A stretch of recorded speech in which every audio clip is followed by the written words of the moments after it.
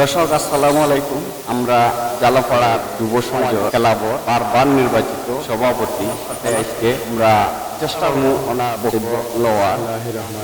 প্রিয় দেশবাসী সহ দেশবাসী, আসসালামু আলাইকুম রহমতুল্লাহ। পবিত্র ঈদ উল ফিতরের শুভেচ্ছা জানাচ্ছি। ঈদ মুবারক, ঈদ মুবারক, ঈদ মুবারক। আমি আসলে দীর্ঘদিন থেকে ক্যান্সার রোগে আক্রান্ত। আপনারা সবাই আমার জন্য দোয়া করবেন। ঈদ মানেই হচ্ছে আনন্দ, মানে হচ্ছে উল্লাস। ধনী গরিব সবার মধ্যে একত্রিত এই ঈদের আনন্দটি ভাগাভাগ করে নেওয়া হয়। আমি চাইব এই ঈদের দিনের মতো যেন ধনী গরিব সব সময় যেন ঈদের দিনের মতো সব সময় যেন সবার সাথে মিল মোহাম্মত রেখে চলাফেরা করেন, আর ঈদের মতো সব সময় আনন্দ উল্লাস উপভোগ করেন ইনশাআল্লাহ। আমি আসলে দিন থেকে তো অসুস্থ, আপনারা জানেনই।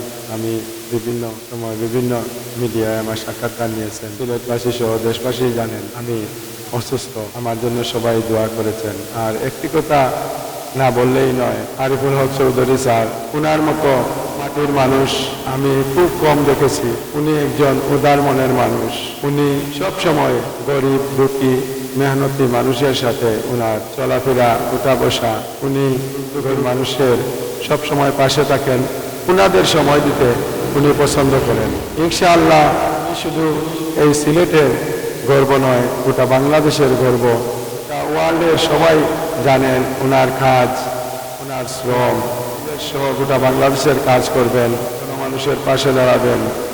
এই আশাই আমি সব সময় মহান আল্লাহর রাব্বুল আলামিনের কাছে। ইরানের উপর যে গণহত্যা ইসরায়েল আমেরিকা চালাচ্ছে, আমি বিশ্বের মুসলমানদের আহ্বান জানাবো, আমরা আমাদের স্থান থেকে যেভাবে আমরা পারি আমরা ইরানের পাশে দাঁড়াবো। আমি বিশ্বের বড় বড় যে মুসলিম কান্ট্রিগুলো রয়েছে, সেই মুসলিম কান্ট্রিগুলোর আমেরিকা ইসরায়েল এদেরকে সবাই একসাথে সম্মিলিত হয়ে এদেরকে ধ্বংস করার ব্যবস্থা করেন। আমি দোয়া করি মহান আল্লাহ রাব্বুল আলামিন যেন আমাদের এই সমস্ত দোয়া কবুল করেন আর ইসরায়েল আমেরিকাকে ধ্বংস করে দেন। আসলে ঈদের দিন তো আনন্দের দিন।